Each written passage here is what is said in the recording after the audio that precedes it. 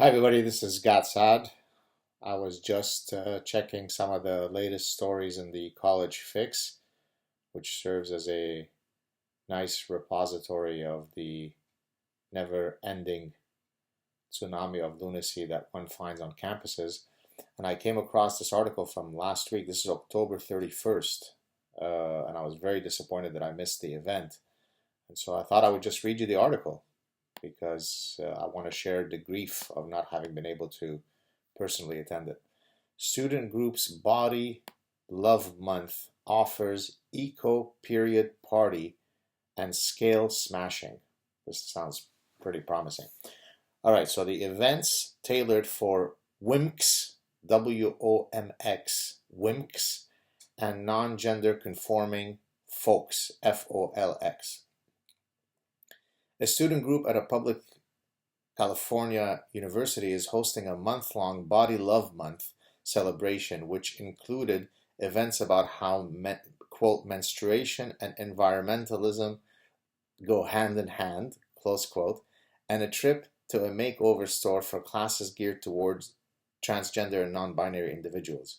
I've always felt that you can't really engage in green living or environmental causes if you don't link it with menstruation. It seems obvious that there's a clear link there.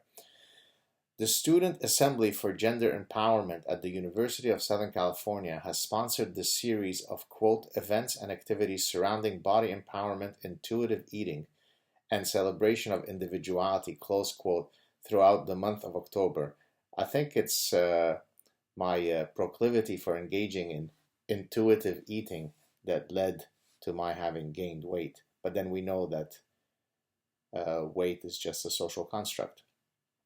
According to the Facebook event for the month-long observation, the group advocates, quote, an intersectional approach to body love that focuses on people of color, people with visible and invisible disabilities, people with mental illnesses, people from working class backgrounds, queer PPL, so I guess people, WOMXN, WOMXN, and transgender, non-binary, and non-gender conforming folks, FOLX, close quote. Body Love Month coordinators did not respond to requests from comments from the College Fix about the event or their attendance numbers. The Facebook event for the series has 153, quote, interested individuals out of the university's 19,000 plus undergraduate students. So a small group, but nonetheless, I think I went to the Facebook page. I think it's up now to 160 interested individuals. One event hosted by the assembly was an, quote, eco period party, close quote, meant to, quote, simultaneously empower students to feel more comfort surrounding menstrual health and their identities, while also highlighting the intersection of body love and earth love, close quote. This is not satirical. This is not the grievance studies, folks. At least I don't think so. The party featured red velvet cupcakes. The group also sponsored a trip to a local Sephora, a makeup store, for a beauty class focused, quote, on makeup skills for trans and gender non-conforming folks who might otherwise feel excluded from makeup use, close quote. Students could also attend a, quote, forgive, but I want to be accurate in reading this. Students could also attend a, quote, self-care for body hair, close quote, event that offered answers to questions such as, what do you do with your body hair? Does your relationship with your body change when you've shaved recently? Do you shave at all?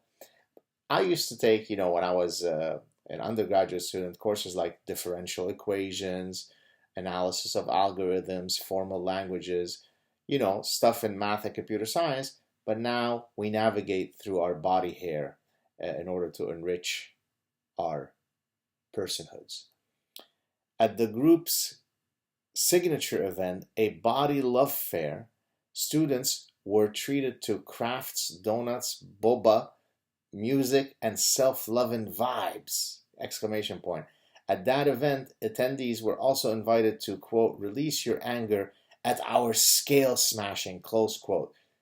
You know what? Scales just make you feel bad. It has never been proven that this whole using gravity to measure how much you weigh is a real thing. Remember, Alan Sokal in his paper in 1996, Sokal 1.0, the original hoax paper, proved that the whole gravity stuff is just a hermeneutics, blah blah blah, POMO stuff. And he's a physicist, so he should know.